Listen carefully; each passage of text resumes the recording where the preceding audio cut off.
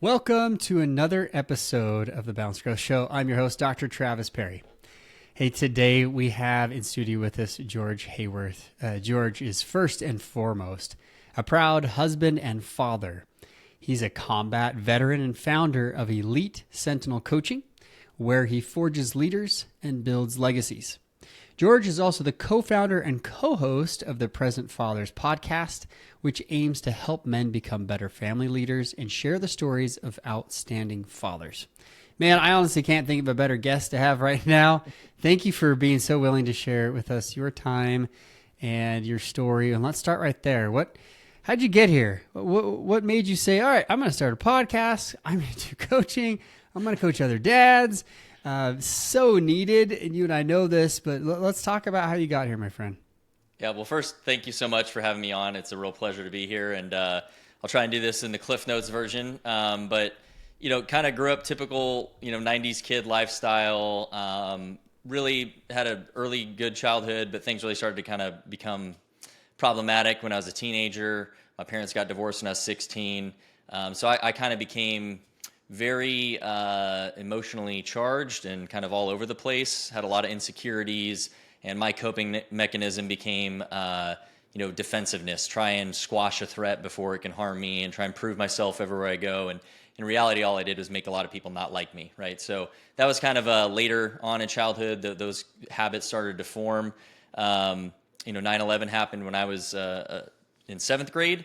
That was obviously a pretty pivotal moment in my young life, and I knew I wanted to serve in the military in some way. So very long story short, I ended up joining the Army ROTC, went to college, got my degree, commissioned as a field artillery officer, and I was assigned to the 101st Airborne Division, where I quickly deployed to Afghanistan.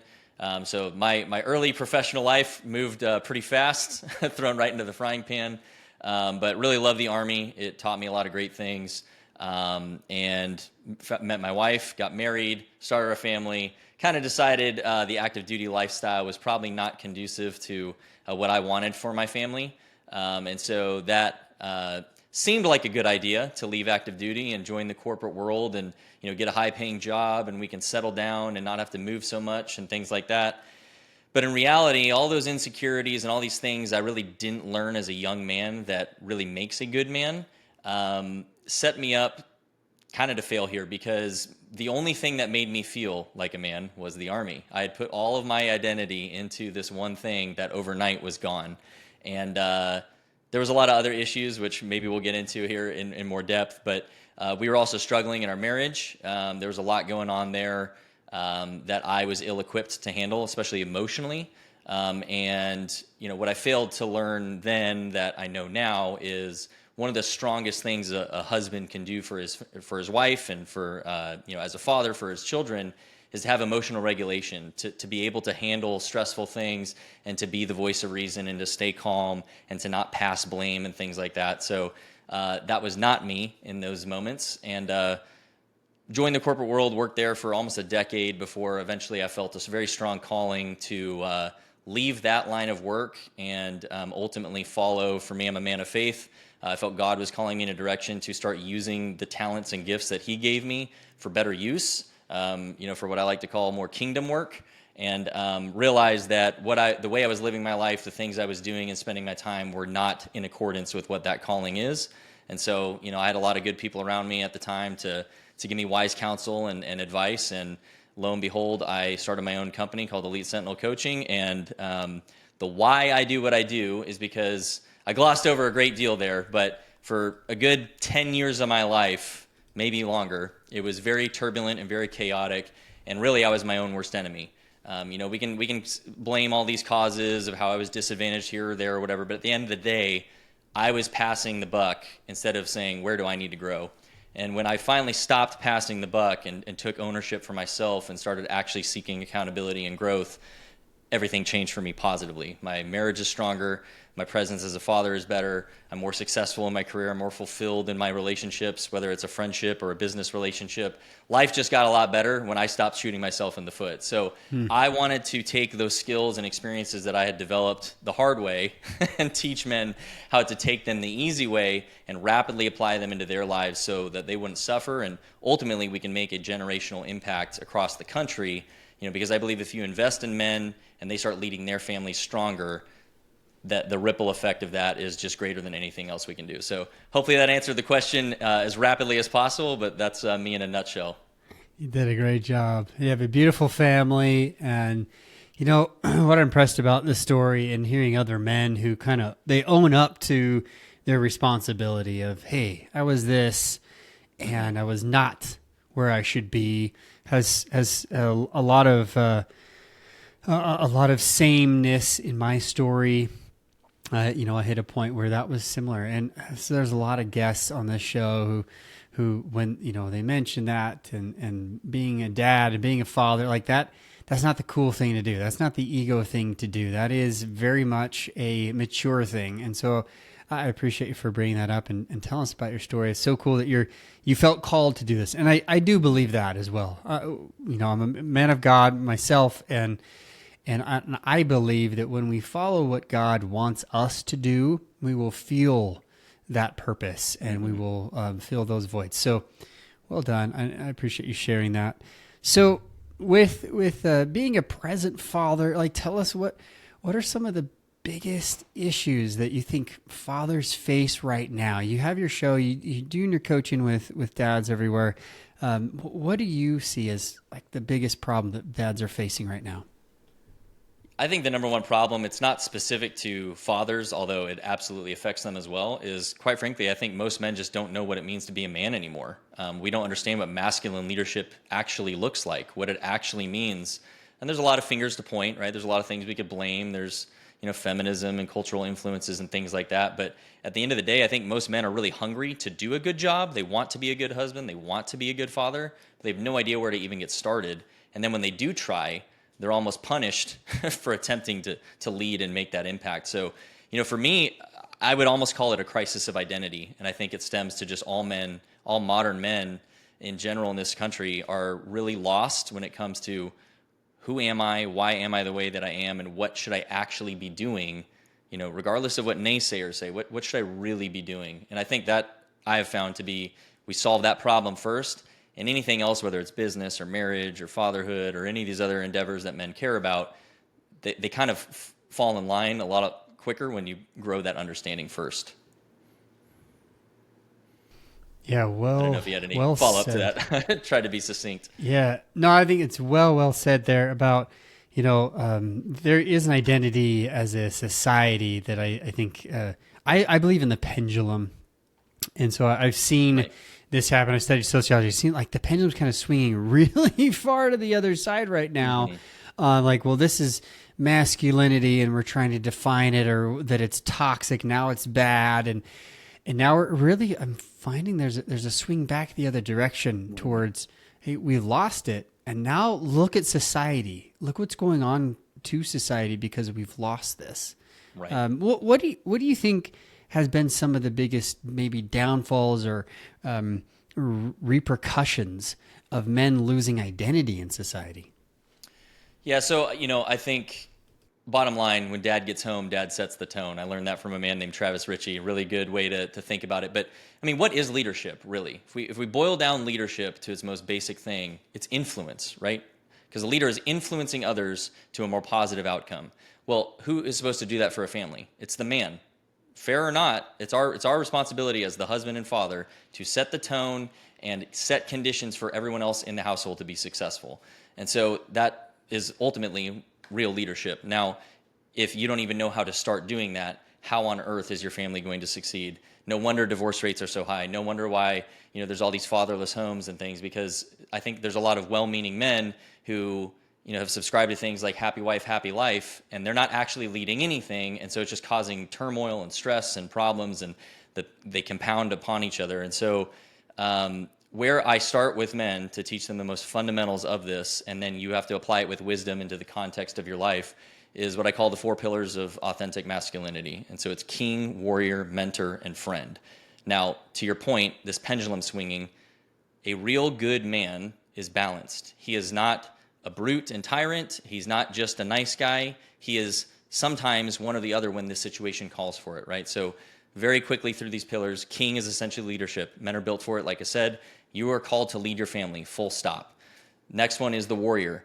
It's in defense of the innocent, to protect the innocent. And most threats today are not with physical violence. They are on the internet. They're on TV. They're what your kids are hearing at school, what's printed in books that they're allowed to read in libraries and things like that. So, where are the men standing up to say enough's enough? We should be defending the innocent. The next one is mentor. We have a knack for training. Men get really excited when you actually find someone who's interested, you pass on a skill and develop them. And by the way, mankind kind of needs that to happen so that we can continue to grow and improve generation to generation. So that's, again, one of our responsibilities. But it's also fulfilling as a man to pour yourself out for others in that way. It's a great way to serve others. And then the final one is, in my opinion, the least utilized pillar of manhood, and that's the friend and lover pillar. And ultimately, you are driven from a place of love and compassion for others. Now, I didn't understand this, right? Old George, the soldier, the officer, the combat vet, was all king and all warrior and no love, right? And so I overcorrected to this alpha male, door kicker mentality, which is not very conducive to having a successful family, right? So George had to learn how to soften himself. Other guys are the other way, right? They're all love and they're super nice and they really care about everyone, but they're a pushover, so they never hold boundaries. That's problematic for a family. You should hold standards and boundaries to protect your family. So they need to strengthen. Now, finally, to wrap this up with the pendulum, not every situation needs me to be the warrior. Not every situation needs me to be the friend. If there is a hostile threat, they are getting the warrior. With my family, with my friends, in this conversation right now, it's much more the friend and lover pillar, right? So that's a very comprehensive way to look at what is authentic masculinity, because that is timeless, quite frankly. Those traits, those principles that I just listed, regardless of what era you find yourself in, if you balance those things well, you will start to become a real leader among men, and you will create that influence that people are craving for. And we all know it, right? When there's a crisis situation and someone steps up and just takes action and solves it, everyone goes, oh, thank God. That's what more men should be doing, but we've been hamstrung. We're afraid of judgment, so we've let the opinions of others isolate us and lock us in place, so we're basically just kind of drifting through life. And then that causes a whole slew of issues because we know deep down I should be taking action, but I'm staying still. And so on and on it goes. Down the spiral we go. So hopefully that answered the question well. Yeah, very well. I'm proponent of balance, proponent of connection in marriage. What you mentioned earlier about happy wife, happy life, not that we're going to focus in on that, but it has become such a society thing that we just have all accepted it. I've heard it preached in church. I've seen it on, everywhere on social media that's allowed, like this idea. It's a total myth. Yes, you want your spouse to be happy, but both needs need to be met. It's a relationship. It's a covenant relationship. And when the two of you are looking out for each other, so we'll get into it maybe on your podcast, but that's why I wrote my second book, Marry and Grow Rich. This is all about how do we work together? Right. Why are we doing this alone? So I love that you added that, and I know that the old George would be proud of you now. It's fantastic, and I think too, your training is so imperative. We need men to protect families. We need men to protect society, but we also need masculine men to protect femininity. And we need to realize that Correct. both are needed in a society, and that children, they do best when they have a mom and dad in the home. 100%. Traditional family, under attack for decades now, is still proving over and over again to be the best unit of society. So, man, you're speaking my language. I'm loving this. All right. So if we were to say, George, if there's one thing in your framework, in your 4 pillars, tell us, what is it? What's the one thing that's the most important thing out of all of those, and why? So I think the most important thing men need to do is take a look in the mirror. We're really good about explaining away why things aren't going well for us. I was certainly that guy. I had an answer and a justification for everything. But really just pause for a minute, take a look in the mirror, and really ask yourself, am I actually doing all the things that, I claim to do? Or am I really doing the things that will produce the results of the guy I want to be? And so that would ultimately be the first challenge here. to force that look in the mirror, ask yourself this question. If you died right now, would anyone even show up to your funeral? And if they did, what do you hope they would say? And what would they actually say? And the gap between those two things is your answer, men. When you can honestly look at that question, that list of results, and that won't feel good, you'll know really clearly where I need to start growing. Okay, so like I said, some of us need to strengthen, some of us need to soften. George needed to soften. George needed to learn empathy and patience and understanding, right? Not everything is a combat operation, right? Whatever your struggle is, that self-awareness is the most critical thing I think all men can do, because when you finally get honest with yourself, you can then start to work with the right people who have the skill set to improve that area for you. You are not going to solve it on your own. There is no such thing as a self-made man. The lone wolf gets eaten. He starves alone in the wilderness. You need a pack. You need a tribe. Men are pack animals. We are designed for deep connection with other strong men, strong in different ways, right? Intellectual, physical, all of it. You need a tribe of diverse people around you to hold you accountable and help you grow. That's, for me, would be step number one. Yeah, it's so great. I was just seeing a video yesterday about men all around the world basically videoing themselves saying, they asked the question, if I had to call someone, who would I call that cared? And so many are like, no one, like not a soul, not a single person.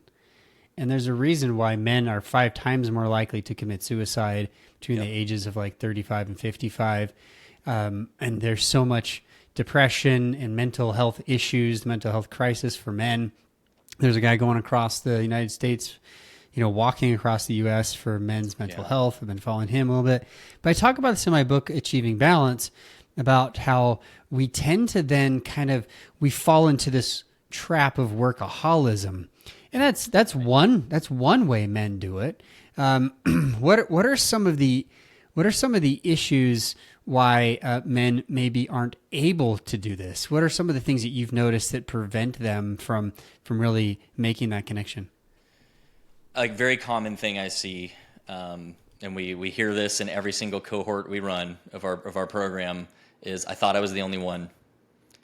The world has convinced men that you are the only one with your problem. In reality, we all care about the same 3 things, right? We want to make money and provide. We want to have intimacy with our wives, and we want to have memories with our kids, right? Outside of that, it's all kind of just cherries on top. But all men want about the same few things, but we have convinced ourselves that because of whatever our differences in background or what we did for work or something, that we're like these unicorn creatures that are all different from one another. And in reality, I can connect with pretty much any guy from any walk of life on very common things that we all really care about. And when we get honest about that, this self-perceived, self-inflicted prison we put ourselves in of I'm the only one, when you erode that away, it becomes a lot easier to kind of find the hope and strength to overcome adversity. So that, number one, has been a huge crippler for the men that I've tried to help and have seen. It's that idea that you're alone. We are very common. We all struggle with very similar things. And maybe you've done worse things than someone else. If you are honestly meeting in the middle for how to help each other, no one actually cares. Everyone has their own pain, their own problems that they're all worried about. They're not microscoping on yours, okay? They're just looking for other honest people doing their best to try and improve. You meet guys like that, a lot falls into place pretty quickly. But the other ones I've seen is the identity problem that I referred to in myself. It's making the false equivalency that what you do for work or what your profession is or status somehow equals value. And they're not the same, right? If you are a good, strong man who builds his value, whatever you do outwardly, maybe it's profession or charity or something, you're pouring from a place of abundance and you're just doing these things because you have the capability and desire to. It doesn't make you anything. If you lost all that, you would still be a good man. When you flip that, and it's very easy for us as men to get tied into my status in work or career or achievements equals I'm a good man now, that is a very slippery slope, because the second something goes off course, you will crumple. And I certainly did. I'm the king of the frauds here. When I was wearing a mask, fooling everyone. Oh, I'm this tough Army officer. I'm successful. I'm all these things. And deep down, I was just a scared little kid hoping that he wouldn't get found out, right? I was the king of lies. So you pull that away and really strip down to, well, what am I really outside of work? What I really care about, what am I actually doing to build something of value? And I think where you have to elevate your thinking about this is this legacy-minded thinking. What am I actually producing on this earth? What am I actually leaving behind for others? And I'll take it one step further. There's a quote I really love about legacy. It says, legacy isn't leaving something for people, it's leaving something in people. And that's by Peter Stroppel.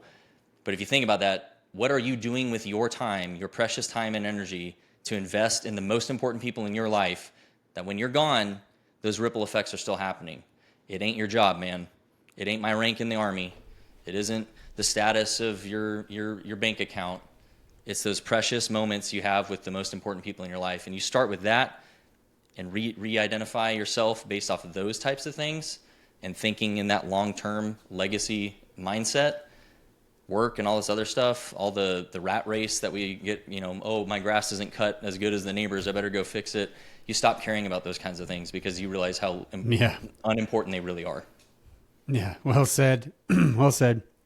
Yeah, I remember when that hit me super hard after my dad died at 49. He was 2 weeks from 50, and I was like, wow, man, what if I only lived to 50? We talk about, well, what if I died today? I was like, okay, that's probably not going to happen. But what if I only lived to 50? Would I be as successful as him? Would I do the thing? And then I started looking into it, like, well, what does God really want me to do? Mm-hmm. And what do I need to make changes in me right now to get there? So, yeah, I really had a moment to come to Jesus moment where it's like, okay, let's make some changes. What if guys want to make changes? They're listening to this. They're following other guys out there who are saying, yes, you need to be the leader. Yes, you need to connect with your spouse. You need to be not just this, hard, dude that can try to push through every pain, but you really need the connection and you need the balance. What do you suggest that they do? What are a couple of things that they can do right now to start making those changes? Well, you can certainly reach out to me. No. In honesty, I would start with brotherhood. If you have no real masculine friendships, and I'm talking like you elevate your conversation beyond the football game and how many beers you drink. Okay, if that's the extent of your male friendships, that is probably your biggest issue, because you have no one to actually connect with that is a safe outlet for you. And let me just play this out a little bit. Let's say you're having an issue with your spouse. Well, you can't go work it out with your spouse right up front, potentially, depending on the severity of the issue. You need an outlet to be like, hey, brother, I'm thinking about this, this, and this. And he'll be like, why don't you tone that down, actually? Now you can go back to your wife and be productive. If you don't have anyone to have those types of conversations, no wonder you feel like crap right now. I mean, I know what that's like because that was me. I intentionally isolated everyone who could possibly hold me accountable out of my life, because I was, sniffing my own stink there, right? So brotherhood, I would say, is step one. If you don't have any good friends like that, you need to go make one. I know that may sound scary, but no amount of my coaching or books you read or any that kind of stuff will help if you are living in a vacuum, isolated, and cut off from any real connection. You need some brothers who can connect with you on the things that really matter, and you will see how much energy that really gives you. Then from there, I would really think about those 4 pillars and how that relates to, are you building the legacy you want? When you start to prioritize what really matters for you, setting some of these long-term goals, understanding that you may not perfectly hit the mark, right? So for me, I've got this vision of what my life will look like, and when I'm on my deathbed, all the things I'll have accomplished and memories I've created with my family. Of course, that's the goal. It doesn't necessarily mean I'm going to perfectly do them all. But in the short term, I evaluate, does this pursuit or does this thing actually get me closer to that end state? And if the answer is no, I don't do it. Like, I gave up drinking. That was the easiest decision I've ever made, because it was just very obvious to me that, hey, this is a vice that just has no room in my current push to be better. And it wasn't like I'm some awesome person or whatever. It just became a very binary equation for me of that thing doesn't produce the result I want. And so when you start to view life like that as a man, it becomes pretty easy to start pushing away distractions. And that is a major issue today. Your phone is everywhere, social media this, football game that. There's so many distractions to take you off course of being a man on a mission that it may seem fun in the moment, but then that misery just compounds because you don't have purpose. You're not actually moving on anything you're proud of. And that void just continues to build. So to recap that, brotherhood, think about the 4 pillars, building a real legacy, and removing distractions. Yeah, so well said. I relate to those. You know, I've got friends who we go vacation together, we mountain bike together, and I do come from a family of 5 boys, so like Okay. we have somewhat of a brotherhood there. But Oh, yeah. you know, sometimes we're so similar we knock heads too much. But it's Right. nice to have friends that aren't the same genetics and the same household. I'm seeing this a lot now. I'm seeing a lot of dads groups pop up. I'm seeing a lot of these like, hey, we need to get together. And there's a lot of truth to that. But you know, you're also mentioning these other steps that I think are equally as important, which is awesome. What are some of the outcomes that you've seen guys that are able to go through your framework?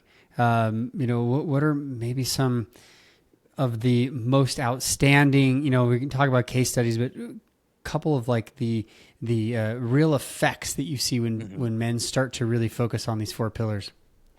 The quickest and most common win we see from virtually every single man who comes through the program is by about week 2 or 3. Like you see them when they join the calls, their shoulders are held back, their head is high. They have confidence again, and they're like, man, I feel good about myself for the first time in decades, right? You know, that's a very common trait, and that's just from getting in motion, right? We live in this world of analysis paralysis, and you know, talk about this and think about that. It's like, man, just get moving. You get a couple easy wins. It's amazing how much better you start to feel about yourself, right? We are creatures of physicality, of doing, right? Even if you are a very cerebral man, you're still formed from the mud, right? God made Adam from the dirt.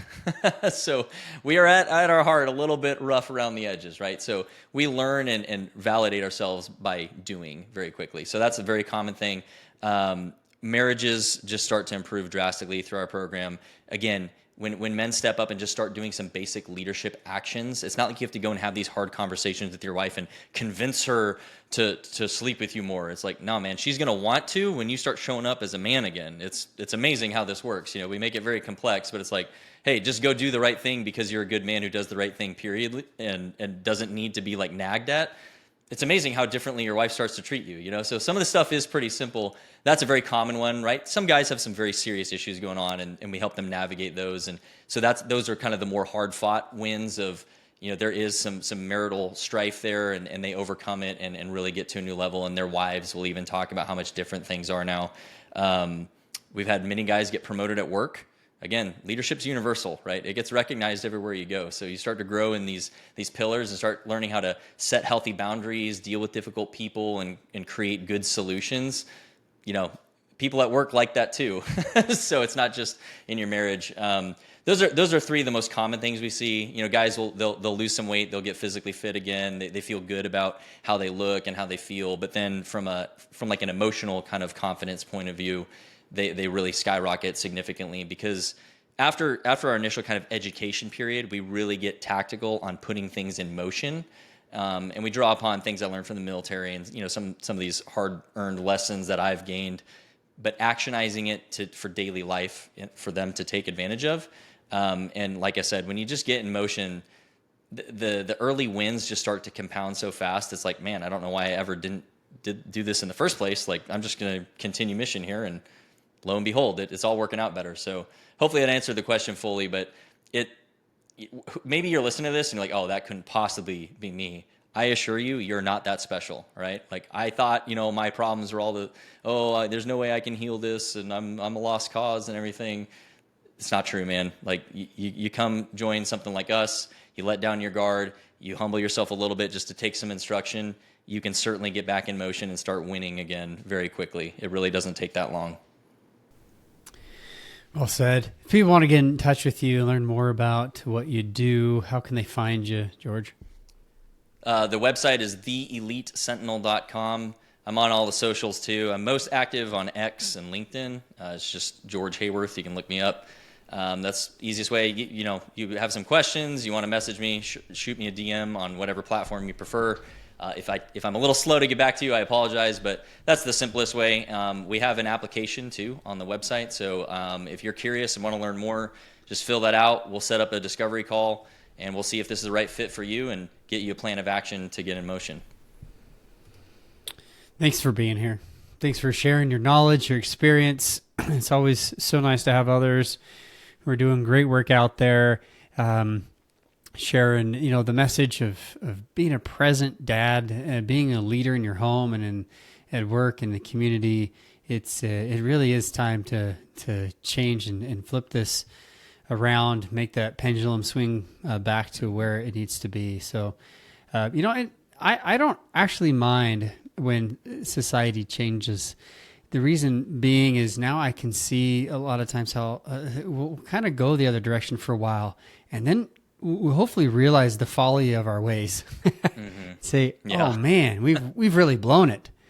How much better life was when we had it back the other way. So I'm excited for this shift that's coming back, and glad you're a part of it. So good to rub shoulders with you virtually. And if you've loved this show, please like, share, subscribe, do all the things. And thank you, George, for being here. Thank you so much. Absolutely. Till next time, remember, live life on purpose together.